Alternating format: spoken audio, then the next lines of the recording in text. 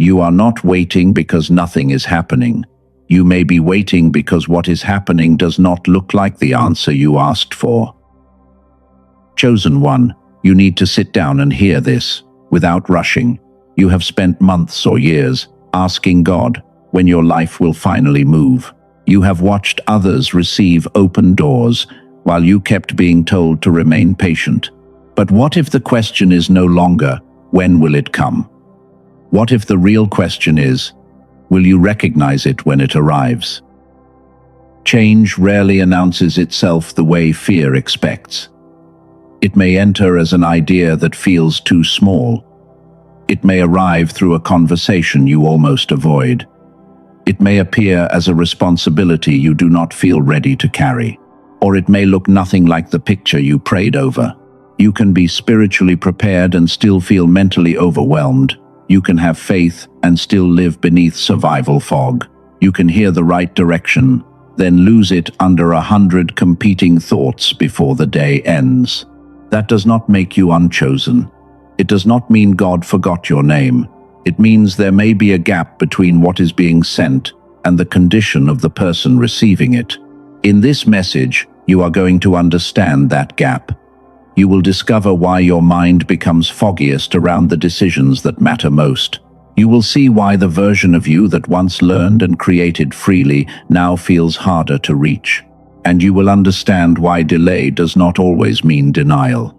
You will receive a practical test for recognizing the next door without forcing it. You will learn how to notice a repeated signal before fear explains it away, and how to move without abandoning wisdom. There is also something I will return to later.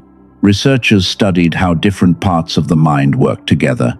Their findings do not replace faith, but they may explain why insight sometimes never becomes movement. For now, hold this question. What if God has not been silent? What if the answer has already begun moving toward you, and the final preparation is restoring the clarity to see it? Because what is about to change may be bigger than one event. It may be the way you meet every event that follows. Look at one pattern in your life. You can scroll through meaningless things and remain awake. Yet the moment you sit down to work on the task that could change your future, tiredness arrives. Your attention breaks. Your body wants to escape. You may have called that laziness. You may have called it lack of discipline. But sometimes the important task activates the part of you that fears the identity it requires. The mind is not resisting the work. It is resisting the unfamiliar version of you that the work is asking to become. That is the first breakthrough. You do not need to attack yourself. You need to recognize when survival is disguising itself as, "I am not ready." If that description felt personal, write these words in the comments. I am not broken. Let that statement interrupt the old agreement. You are not broken. You are becoming aware. But there is a deeper question. Why do those who have prayed the longest sometimes struggle most to receive what they asked for? Why can someone stand inches from an answer and still fail to see it? The answer begins with something I call the receiver gap. You have probably felt the receiver gap without knowing its name. You pray for direction, then doubt the first clear thought that comes. You ask for an open door, then assume you are unqualified when one appears. You notice the same idea 3 times, but you still wait for a 4th sign. It feels like nothing is moving. It feels like heaven is quiet. But the problem may not be absence. The problem may be recognition. The receiver gap is the distance between what is being offered and your ability to notice, trust, and respond to it. That gap grows when your mind is overloaded. It grows when fear demands perfect certainty. It grows when you decide the answer must arrive in one specific form. You may have expected a dramatic opportunity. Instead, the answer came as a small assignment. You may have expected immediate relief. Instead, the answer came as a boundary you needed to set. You may have expected someone to choose you. Instead, you were asked to choose yourself. That does not mean every thought is divine direction. Discernment still matters, but fear often hides behind caution when the next step would make you more visible. Think about the last opportunity you delayed. Maybe it was an application. Maybe it was a conversation. Maybe it was the idea you kept writing down and never began. Your first response may have been clear, then the noise arrived. You started imagining rejection. You searched for reasons it would fail. You compared yourself with someone further ahead. Then you called the resulting confusion a lack of guidance. Chosen one, confusion is not always the absence of an answer. Sometimes it is what happens after a clear answer passes through an overcrowded mind. This is why delay does not always mean denial. Some delays reveal where your attention has been trained to distrust possibility. Some reveal how quickly you abandon inner peace when external proof is missing. Look backward without condemning yourself. That door you ignored may not have been your only chance. That conversation you avoided may not have ruined your future. The purpose of seeing the pattern is not to create regret. It is to return your agency. Your past is not evidence that you cannot receive. It is evidence that you were trying to recognize new possibilities with an old protective system. Here is what you can do today. For the next 24 hours, notice 3 repeating signals. Write down one idea that returns. Write down one invitation that creates peace beneath the fear. Write down one task that asks you to grow instead of merely escape. Then test each signal. Is it true? Is it consistent? Does it require responsibility? A real door may stretch you, but it will not require you to abandon integrity. Imagine receiving an email that would once have frightened you. Your old pattern would close it quickly. Your new pattern pauses. You breathe. You read it again. You ask what is true before asking what could go wrong. That pause matters because you are finally present enough to evaluate what is in front of you. If this is speaking to your season, write these words in the comments. I can see clearly. You are not claiming perfect vision. You are choosing not to let fear make every decision first. And now, another question appears. Why does the body still react like danger is near, even when the opportunity is good? Why do your shoulders tighten when life begins to expand? The answer is the next layer. It is called survival fog. Survival fog does not always feel dramatic. Sometimes it feels like forgetting why you entered a room. Sometimes it feels like losing a word in the middle of a sentence. Sometimes it feels like opening 10 tasks, finishing none, then blaming yourself for wasting another day. You wake up knowing what matters. By afternoon, the certainty is gone. You rest, but you do not feel restored. You may have called yourself lazy. You may have wondered whether you lost your intelligence. You may have feared that your spiritual sensitivity disappeared.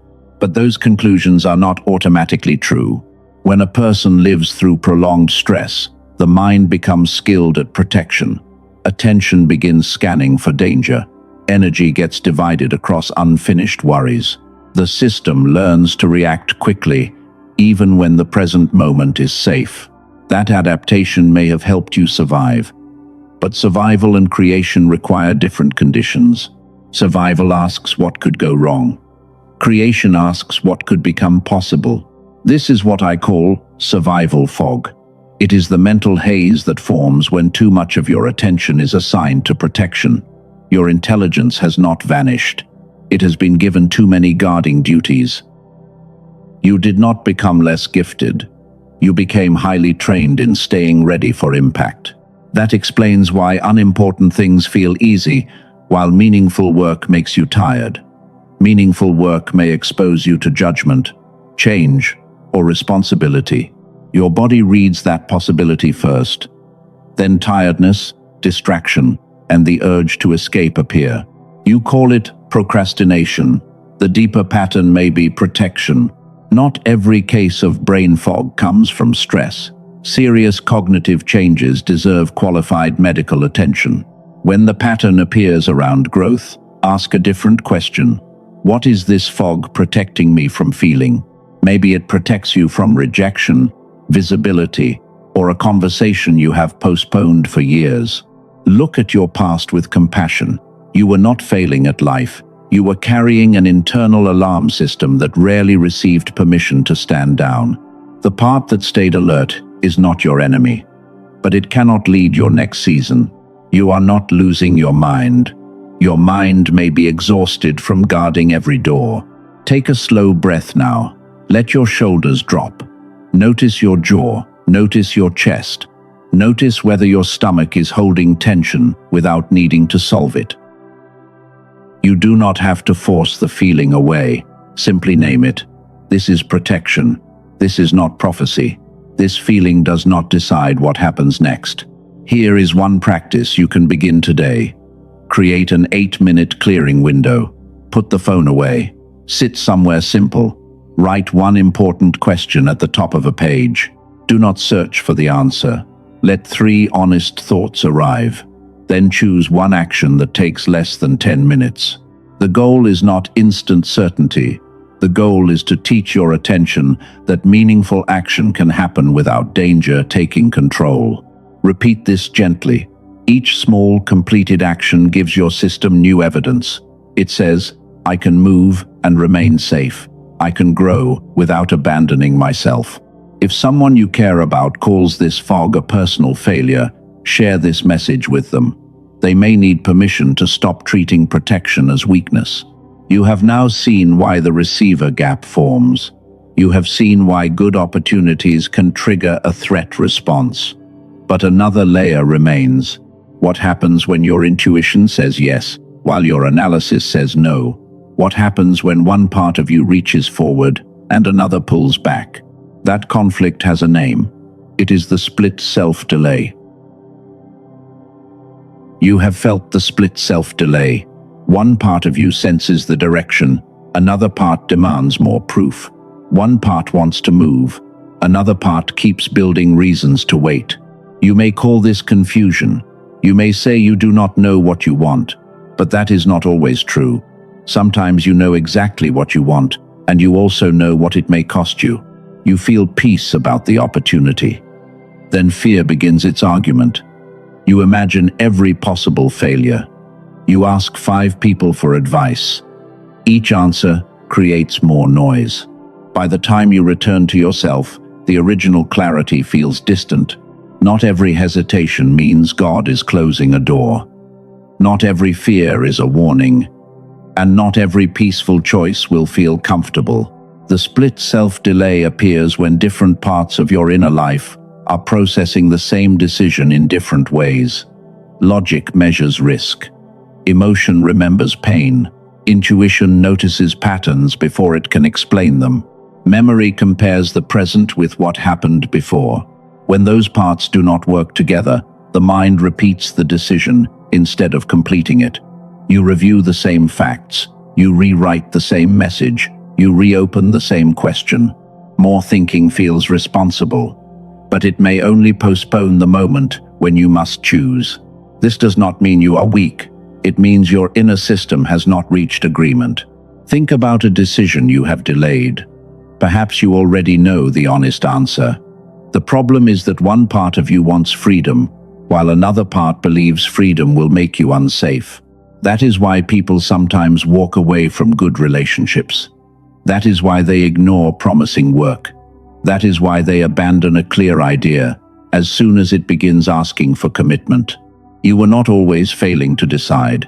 You may have been trying to make one choice with several unhealed voices speaking at once. The answer was not missing.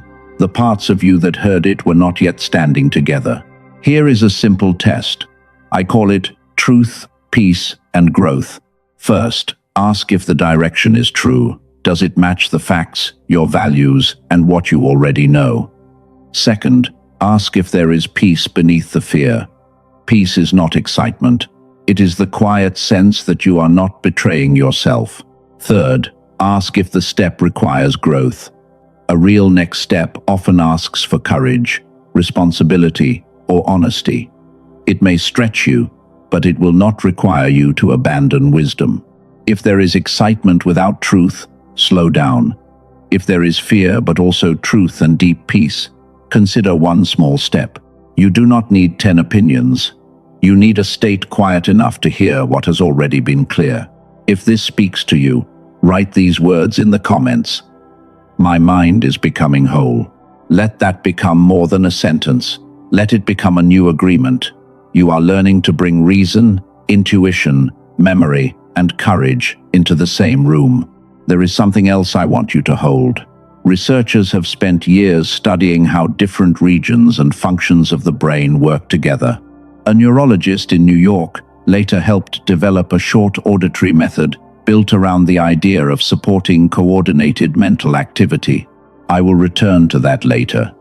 Not because a tool can replace faith, not because sound can make decisions for you, but because it connects directly to the question we have opened. Why can a person know what is right, yet still feel unable to move? Before we answer that, we must face the deepest layer. What happens when a large opportunity meets someone who does not yet believe they can carry it? That is where capacity before expansion begins. Capacity before expansion is where many people stop. They ask for a larger life, but part of them is still organized around remaining small. They want the door, yet they fear the responsibility waiting behind it. You may want better work, but avoid the visibility it requires. You may want a healthy relationship, but still hide your needs. You may pray for more money, while refusing to look honestly at the money you already manage. This does not mean your desire is false. It does not mean God is punishing you. It means there may be a conflict between what you want and what you believe you can safely hold. Expansion changes more than circumstances. It changes schedules, boundaries, expectations, and identity. A larger opportunity may require clearer decisions. A healthier relationship may require difficult truth. A stronger calling may require you to stop asking everyone for permission. That is why you can pray sincerely and still freeze at the threshold. I call this capacity before expansion. Before life grows outward, something usually must grow inward. Attention must become steadier. Boundaries must become clearer. Responsibility must become less frightening. You were not held back because you were too small. You may have been invited to grow so that something larger would not crush the parts of you still learning to stand. Look at the thing you have been asking for. Name it honestly. Then write 3 responsibilities that would arrive with it. If you want a business, what decisions would it require? If you want love, what truth would you need to speak? If you want influence, what private habits must become stronger? Choose one responsibility. Begin practicing it before the evidence appears. You become the person who can remain present when the answer arrives. If part of you thinks you have delayed too long, hear this clearly. Readiness does not mean perfection. Readiness means you are willing to see where you are not ready without turning that truth into shame. You do not need to become fearless. You need to become honest enough to move with fear beside you.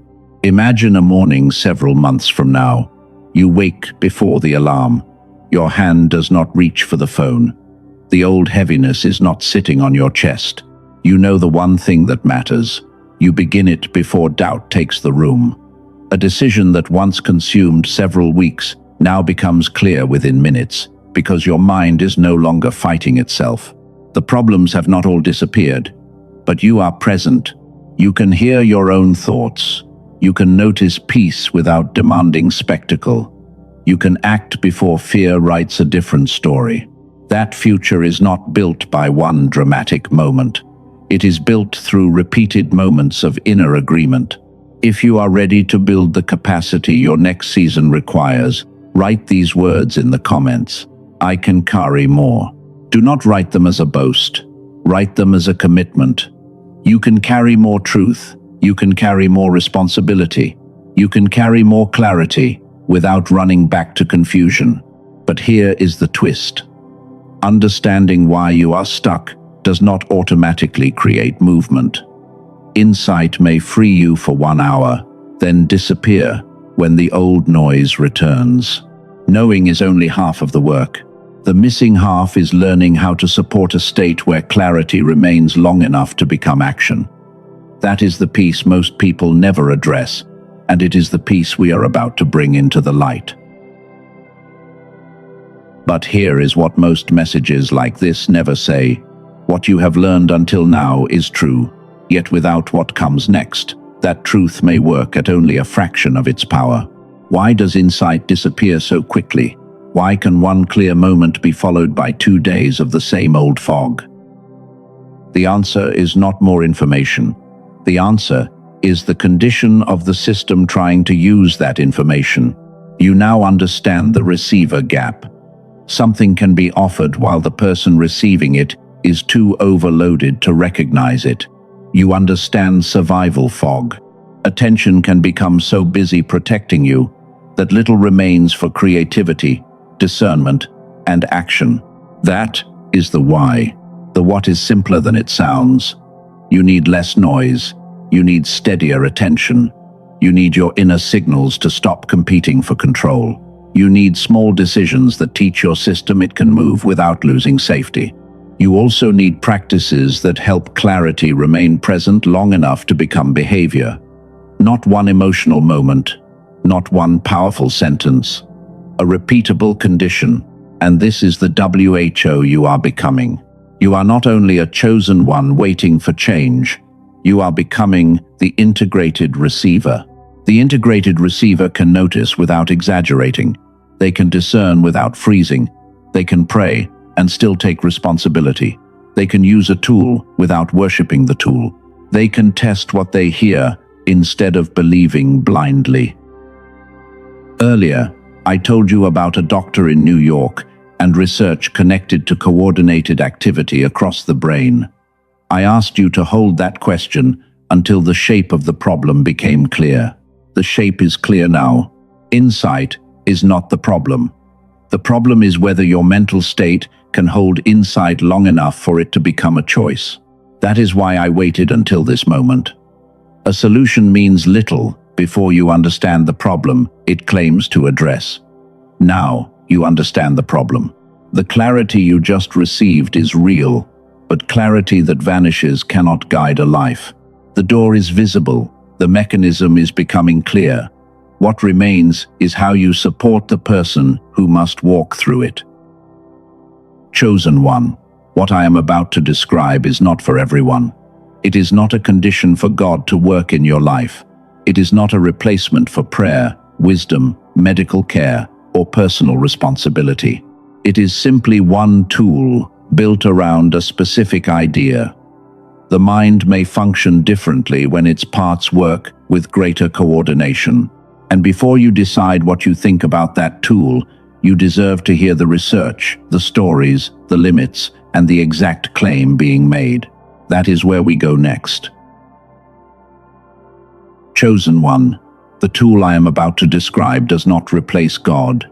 It does not replace prayer, medical care, wisdom, discipline, or personal responsibility. It begins with one question. What happens when the mind can support insight with greater coordination? In 1981, Doctor Roger Sperry received the Nobel Prize for research that expanded scientific understanding of how the two hemispheres contribute different functions. His work did not prove that an audio track can create miracles. It showed that specialized functions in the brain contribute to a more complete experience of thought. When those processes feel divided, decisions become exhausting. You may know the facts, but distrust your intuition. You may feel a direction, but lose the clarity before you act. The developers describe their intended outcome as whole brain activation. That is their language, and you should evaluate it carefully. 2 personal stories were included in the material they provided. A woman from California had tried prayer, journaling, meditation, and other practices. She still believed the words, but she did not feel present inside her life. According to her account, she later noticed greater clarity and presence. Her experience is personal. It is not a promise. A man from Texas carried responsibility for others, while his attention became thin and scattered. Brain fog felt normal to him. According to his testimonial, he later felt clearer and more decisive. That story is also personal. It is not a guarantee. The tool connected to those accounts is called the Genius Switch. The Genius Switch is a digital audio track designed for 8 minutes of daily use. The product material says it uses neural sync technology and a targeted auditory sequence intended to support coordinated mental activity. The routine is simple. You use headphones. You close your eyes. You relax.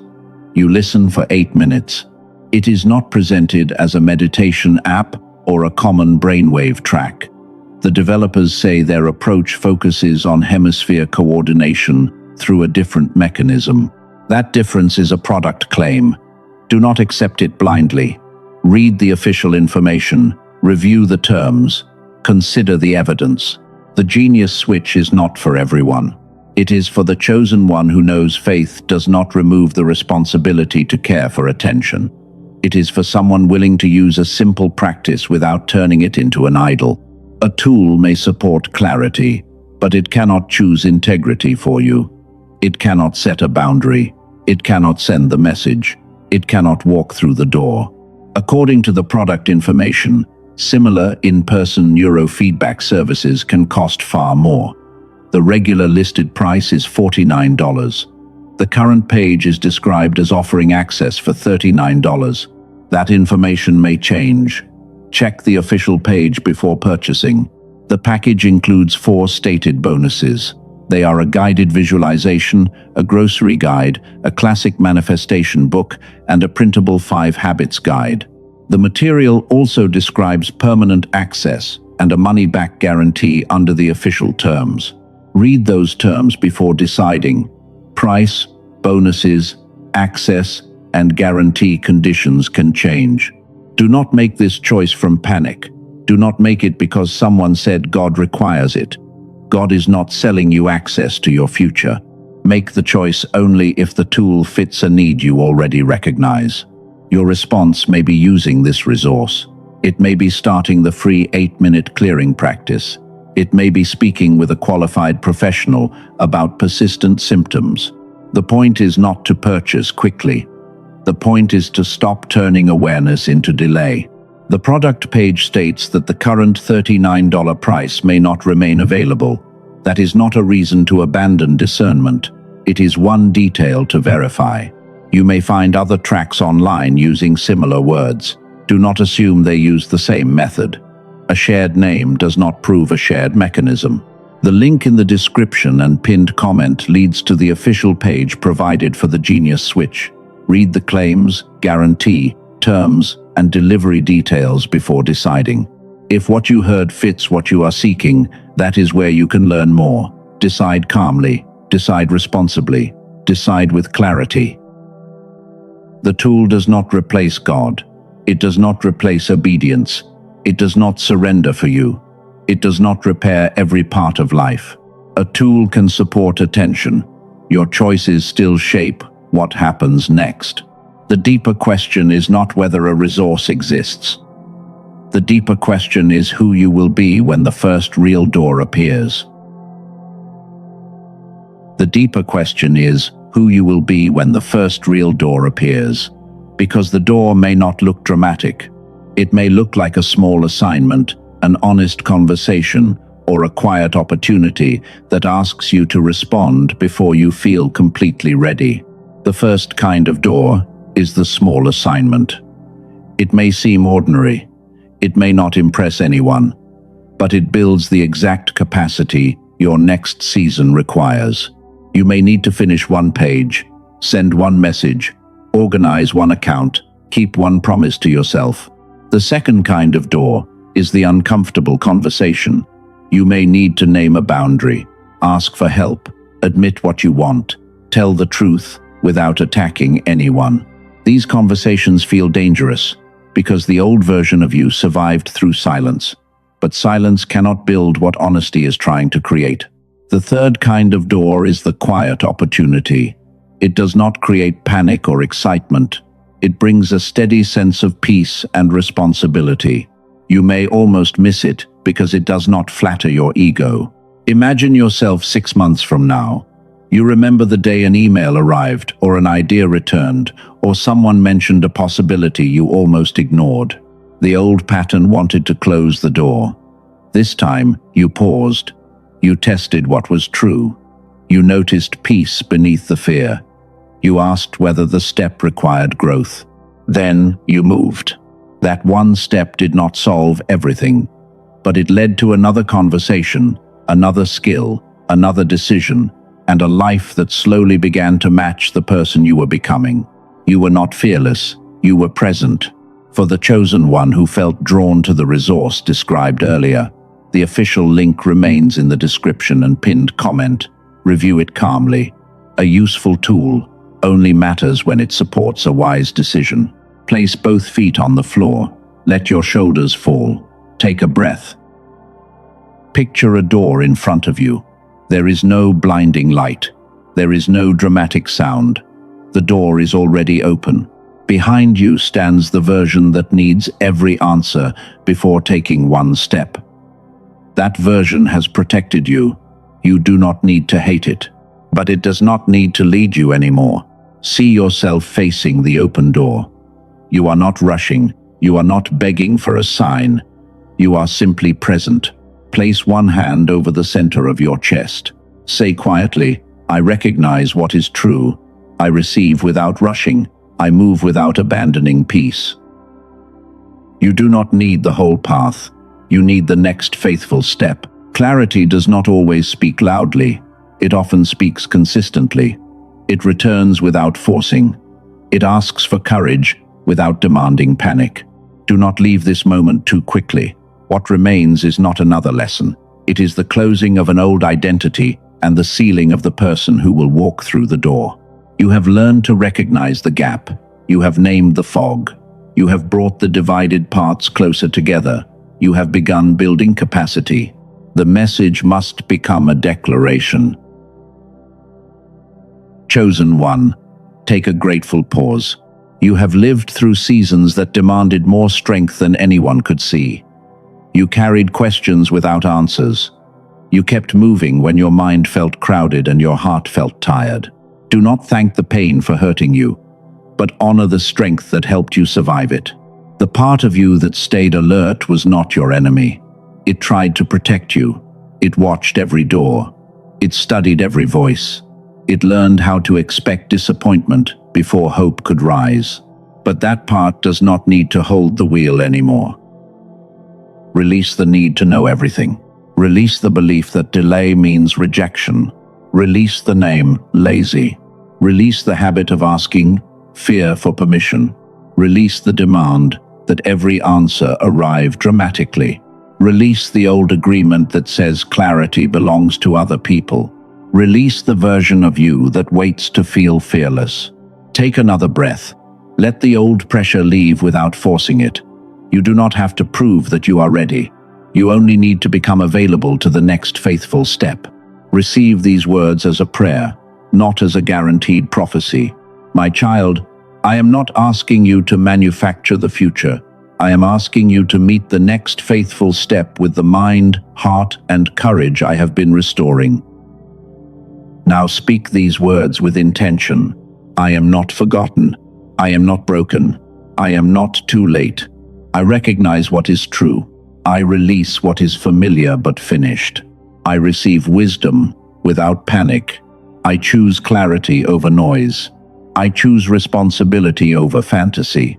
I choose the next faithful step. I am becoming whole. I am the integrated receiver.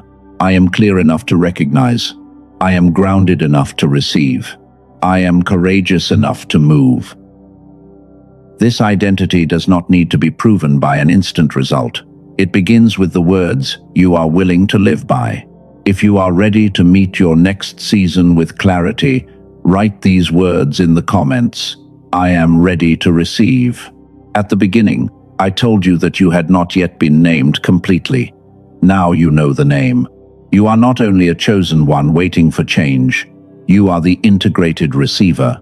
You can see without exaggerating. You can discern without freezing. You can receive without abandoning wisdom. You can act without leaving peace behind. The change ahead does not need you to chase it. It needs you to be present when it appears. Keep your mind clear. Keep your heart soft. Keep your steps responsible. The old season no longer decides how you meet the new one. You are clear. You are present. You are becoming whole. It is sealed. Amen.